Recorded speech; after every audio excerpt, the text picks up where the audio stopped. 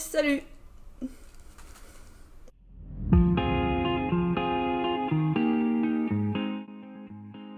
Alors aujourd'hui, je suis ici, dans mon appartement. Je suis là, je fais une vidéo pour te raconter l'histoire de mon dos. C'est pas l'histoire de ma vie, même si ça prend beaucoup de place. Alors donc moi je suis Chériline, j'ai donc 19 ans et depuis 8-9 ans j'ai une scoliose. Pas depuis que j'ai 9 ans, hein, depuis 9 ans en arrière. Et donc ça a apparu au niveau de la 6ème. Donc en fait une scoliose c'est juste une déformation et la mienne en gros ça veut dire que ma colonne vertébrale est en forme de S. Et donc au début quand c'est apparu, bah je m'en foutais un peu, en fait je le savais même pas, c'est en me baissant pour faire mes lacets, il y a quelqu'un qui m'a dit que j'avais une bosse et qu'il faudrait peut-être faire une radio parce qu'il y aurait peut-être quelque chose. Donc j'ai fait une radio et à ce moment-là on m'a dit que oui il y avait une scoliose mais qu'elle était pas ouf et que du coup avec des séances de kiné ça ira très bien. Donc j'ai fait des séances de kiné pendant à peu près 1 an. Mais les séances de kiné franchement j'ai jamais... Je sais pas si toi derrière ton écran tu as une scoliose ou que tu as fait du kiné, quelque chose. Moi, mon expérience avec le kiné, c'est que, à part des petites douleurs, ça change rien. Je veux dire, à part régler un peu, baisser la douleur, au niveau de la forme de mon dos, ça n'a strictement rien changé. Je me sentais pas plus droite, je me sentais rien du tout. Et la preuve a vu que ça empirait. Bon, après, j'en ai fait que 1 an, après, je pouvais plus y aller comme je le souhaitais. Mais j'ai jamais vu d'amélioration et ça n'a fait qu'empirer. Et je me disais, bah. En fait, je savais pas qu'il y avait des solutions. En fait, pour moi, c'était juste il faut faire de la natation, il faut aller au kiné, et puis tiens-toi droite. C'est ce qu'on me répondait, mais tiens-toi droite. Bah oui, c'est si simple. C'est tellement simple. Et donc, les années ont passé, et bah. Ma scoliose aussi. Et j'avais jamais fait de radio en fait entre ces années-ci. Entre-temps, j'ai passé le collège, j'ai passé le lycée, et depuis la première radio que j'ai faite, qui était au début 6ème, bah j'en ai plus jamais fait d'autres. Parce que bah moi je croyais que la solution c'était nager, tiens-toi droite et faire du kiné. Et du kiné j'en faisais plus, de la natation, bah à part à l'école, l'UNSS, tout ça, rien du tout. Et puis se tenir droite, ben quand t'as une scoliose c'est pas hyper simple. À ce moment-là, donc au lycée, tout ça, je passe hyper beaucoup de temps sur YouTube, beaucoup, j'adore YouTube. Et donc j'ai vu des vidéos en fait par hasard qui défilaient sur la page d'accueil de YouTube d'une nana qui s'était faite opérer de sa scoliose. Et là du coup j'ai regardé la vidéo et je connaissais pas du tout l'opération de cette scoliose. Et donc elle racontait qu'en fait le chirurgien lui avait fixé des barres dans le dos. Et elle en était super contente, elle expliquait en fait combien de temps après elle pouvait faire du sport, combien de temps elle était restée là-bas, tout ça, enfin le déroulement en fait de l'opération et de ses suites.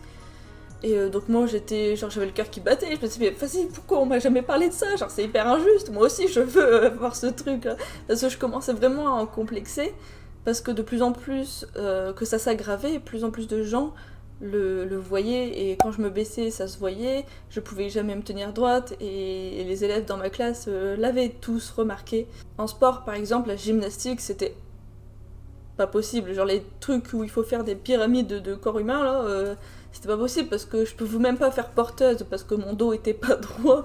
Et puis genre par exemple les roulades c'est même pas des ronds, c'est des carrés, et du coup ça faisait pouf pouf. Genre c'était pas super pratique. Et du coup quand j'ai vu cette vidéo, du coup je me suis renseignée, j'ai regardé d'autres vidéos parce qu'il y a 2-3 personnes qui en ont fait une vidéo dessus. Je me suis renseignée sur internet et j'ai commencé à en parler à ma mère. Puis ma mère a dit ouais quand même une opération quoi. Tu vois les médecins, personne nous a dit que c'était grave. Ça serait grave, ça serait, les médecins l'auraient dit quand même. Bah non, genre pas vraiment. Et donc en fait je suis retournée au kiné qui disait juste que l'opération était beaucoup trop lourde. Et du coup, je lui ai demandé aussi, et bien avant de savoir que l'opération existait, je lui avais demandé aussi un corset, parce que je connaissais une nana dans mon collège qui avait un corset. Et du coup, je me disais, bah moi aussi je veux un corset.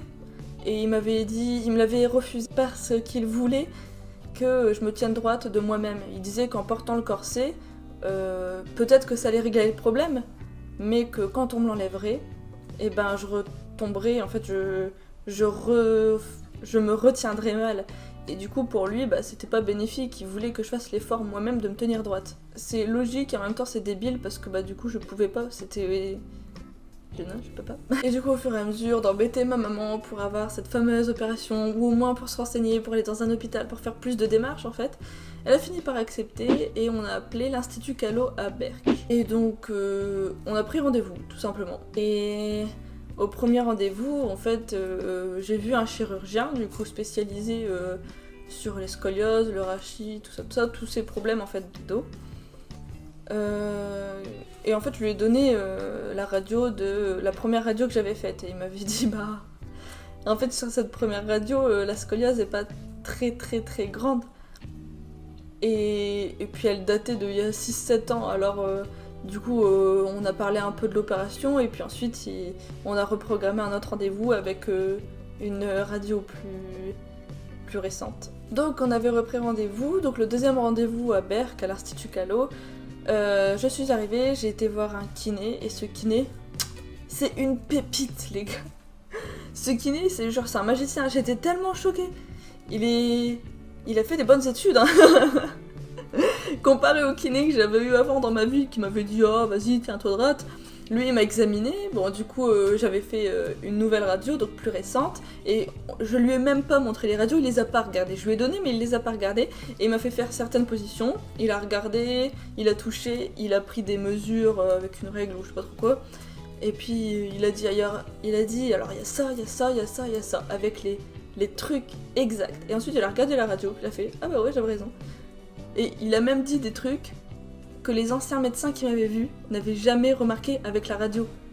Genre c'est pour dire que waouh, le kiné, franchement quand je l'ai rencontré puis qu'il nous a parlé, qu'il a vu tout ça, j'étais impressionnée. Genre je me suis dit wouh. Et ce qui a fait flipper c'est qu'en sortant de cet examen là, il m'a fait bonne chance. Oh merci. Et pour moi dans ma tête c'était, en fait d'un côté c'était bien parce que du coup je me disais que bonne chance ça veut dire genre ah ouais quand même il y a du boulot. Et du coup ça voudrait dire que j'aurais droit à l'opération parce que jusqu'à maintenant on m'avait jamais pris au sérieux. Et là à l'Institut Callot c'était le seul endroit où on voyait mon dos tel qu'il était. Et du coup pendant ce deuxième rendez-vous, après avoir été voir le kiné, on a revu le chirurgien. Donc on a reparlé, il a regardé la nouvelle radio et ce que le kiné avait constaté.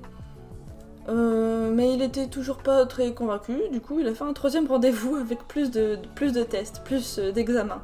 Et donc à ce troisième rendez-vous, il y a eu plusieurs tests. Il y avait une IRM, un test d'élongation et un test sur Bilo, enfin des objets de torture en fait.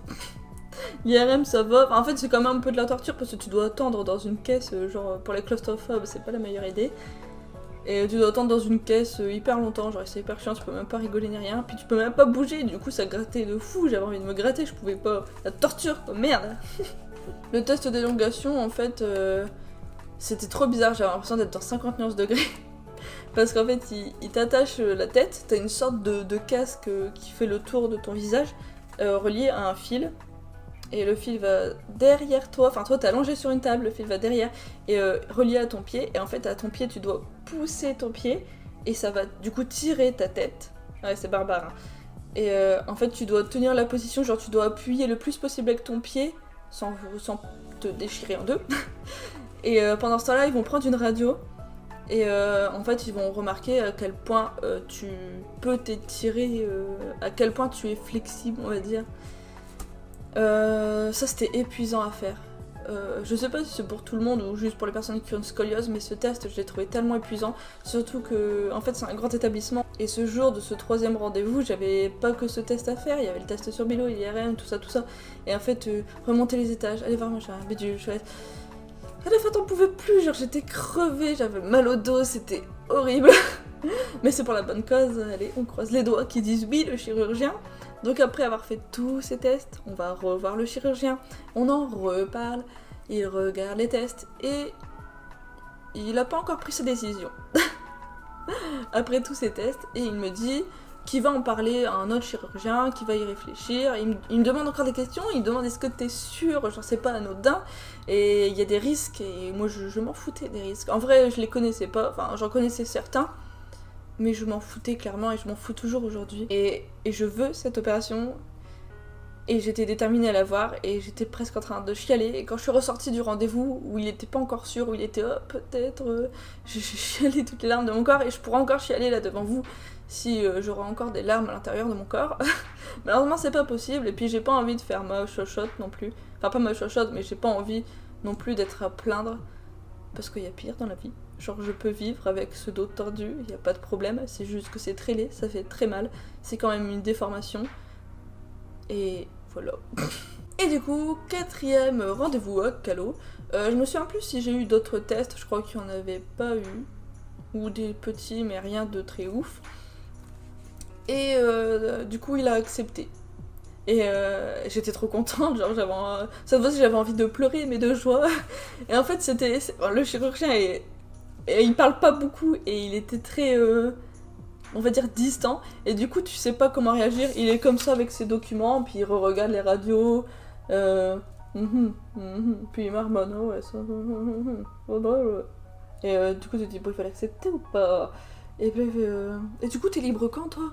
Et là tu fais, quand vous voulez, hein, même aujourd'hui c'est bien, et du coup, il a dit on va attendre la fin des vacances, que tu passes tes vacances tranquillement, que tu termines ton année scolaire, tout ça. Moi, je m'en foutais, hein, franchement, je préfère passer mes vacances dans l'hôpital. J'en avais marre, franchement, je m'en foutais de rater mes vacances pour ça. Moi, ce qui m'importe, ce qui me rendrait heureuse, c'est l'opération, c'est tout ce que je voulais. Et du coup il m'a dit oui, et il a dit pour septembre-octobre. Je me dis allez, ça fait plus longtemps, ça fait plus beaucoup de temps à attendre, ça fait 8 ans que j'ai ça, je vais encore attendre quelques mois. Franchement j'étais tellement heureuse, et ma mère elle a pleuré parce qu'elle flippait. Et en fait celle qui fait le plus flipper, genre moi je voyais zéro risque pour moi, enfin je les connaissais mais il me venait pas à l'esprit, genre je me disais dans quelques mois j'ai le dos droit, c'est tout ce à quoi je pensais.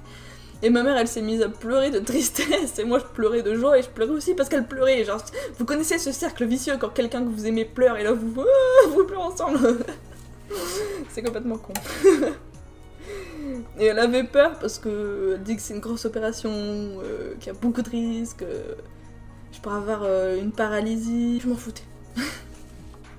Et moi j'étais trop contente, et du coup on est reparti de là avec... moi des étoiles dans les yeux et elle des larmes. Et j'étais contente. Enfin, j'étais pas contente que ma mère pleure, hein. Mais bon, c'est mon dos. Et donc, entre-temps, et c'était tellement long à attendre, je devais attendre un coup de fil d'une prise de rendez-vous, genre... Et j'attendais et j'avais rien, les semaines passaient et moi je m'attendais à ce qu'on m'appelle dans la semaine ou la semaine prochaine. J'étais tellement pressée, je suis quelqu'un de très impatiente et je sais que c'est mon pire défaut et je peux pas attendre quand il y a quelque chose qui me... Ah, je peux pas.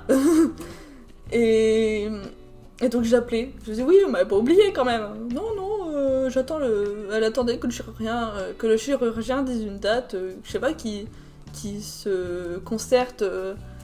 pour faire une sorte d'emploi du temps, j'en sais rien, et j'ai appelé au moins 5 fois, et j'en pouvais plus, et à chaque fois que j'avais beaucoup trop mal, je disais bon, c'est pour quand, c'est pour demain? Et ça arrivait pas, du coup au bout d'un moment j'ai arrêté d'appeler, et donc j'ai été appelée, et genre ça a été le coup de fil le plus court et le plus intense de ma vie. J'aurais fait oui bonjour, c'est l'Institut Callot, oui, le 10 et le 17 ça vous irait? Bah ouais, bon d'accord, au revoir. Ça s'est passé comme ça. Genre je me suis dit ça doit être un coup de fil épique le truc. Non, tu viens là? Allez, on y va. Genre c'était le coup de fil le plus simple de ma vie alors que pour moi c'est une décision décisive de ouf. Elle a pris rendez-vous comme si c'était pour le dentiste. Mais non, je vais me faire ouvrir en 2. Même 2 fois. Il y a quand même eu un 5e rendez-vous, donc il s'est passé le 23 septembre, c'est-à-dire lundi. Là, je suis dans la semaine, je vous parle dans la semaine qui suit ce lundi 23 septembre. Et donc j'étais super heureuse d'y aller aussi, comme toujours, parce que je savais que cette fois-ci c'était un oui, et du coup je devais rencontrer l'anesthésiste et le chirurgien. Donc l'anesthésiste pour faire un bilan santé, tout ça. Et puis le chirurgien pour en reparler, pour parler tout simplement.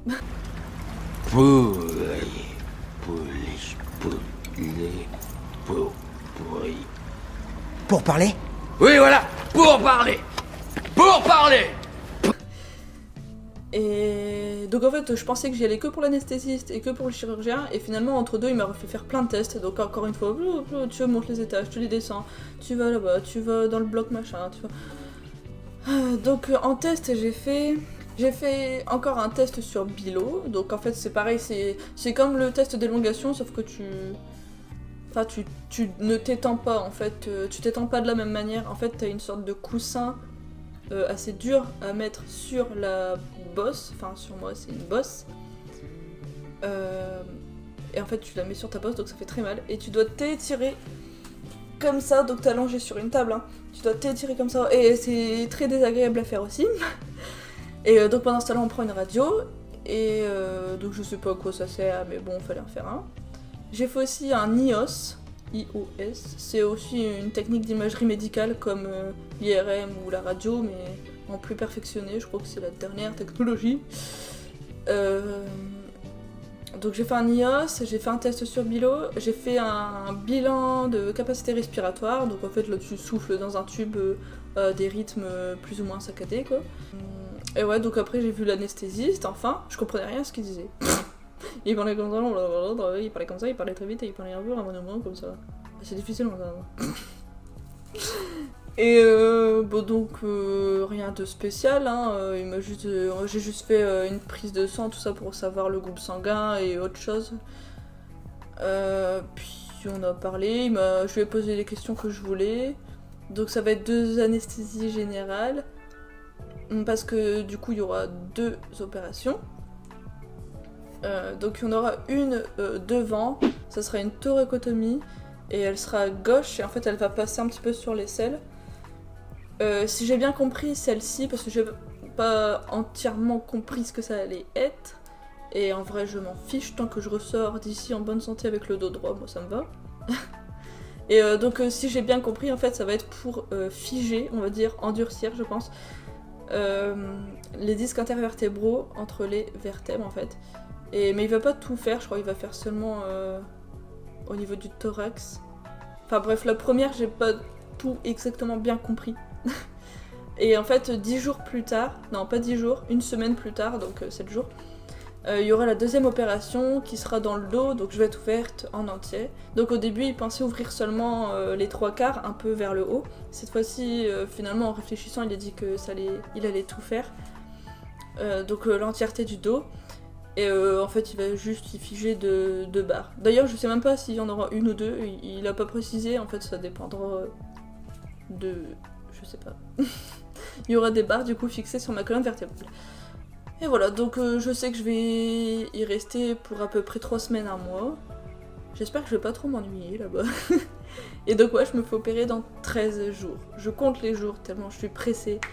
Et ce lundi, 23 septembre, j'étais tellement heureuse, et genre de repartir, ça m'a presque brisé le cœur, genre je me disais allez, en fait pour moi dans 13 jours c'est dans tellement longtemps, genre comme ça paraît tellement proche, genre t'as l'impression de le palper là avec le doigt, et genre tu te dis putain c'est long, parce que moi je suis là chez moi en train d'attendre, et je veux cette opération, et je l'ai, et genre c'est presque là, c'est dans 13 jours, allez. Et ouais, donc au début j'ai oublié de dire entre deux que au début c'était juste une scoliose, donc au fil des années en fait il y avait autre chose que je ne savais pas, que c'est en fait l'Institut Callot qui me l'a appris grâce au kiné, grâce aux nouvelles radios, grâce au chirurgien. Et en fait il y a aussi une hypersyphose, donc en fait une scoliose si vous voulez c'est le truc qui va faire ça va faire une sorte de S.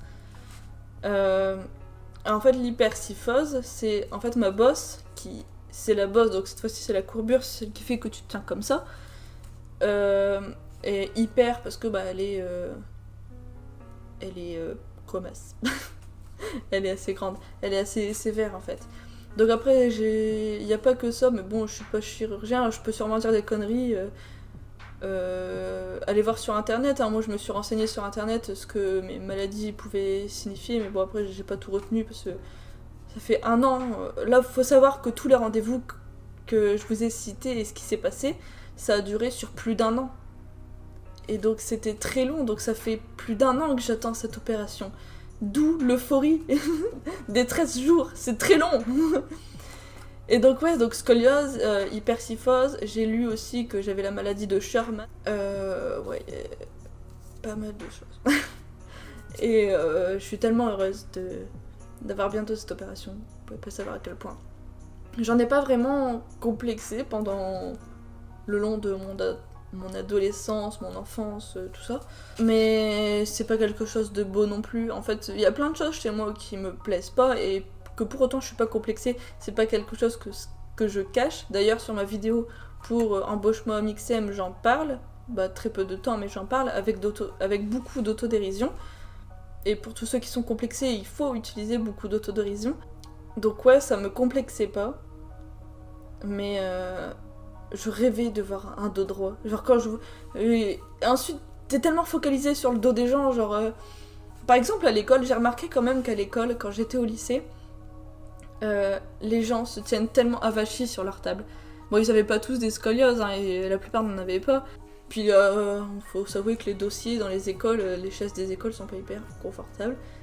Et tout le monde est avachi. Quand tu les voyais debout, tu te disais waouh, genre ils ont un dos tellement droit, genre c'est dingue. Il y a des gens qui ont un dos, mais genre tu remarques, c'est des planches à repasser, genre c'est tellement droit, c'est dingue. Bah, après, moi je sais que je pourrais jamais récupérer un dos entièrement droit.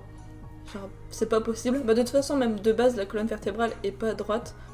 Moi je vous parle de droite de ce qu'on voit à l'extérieur, mais à l'intérieur de vous, votre colonne vertébrale est pas droite. Mais je sais que je pourrais pas récupérer une colonne vertébrale entièrement neuve, mais tant que j'ai pas celle-ci, je suis comblée. Voilà. Donc ouais, genre je suis tellement heureuse. Dans 13 jours. Et demain ça fera 12 jours.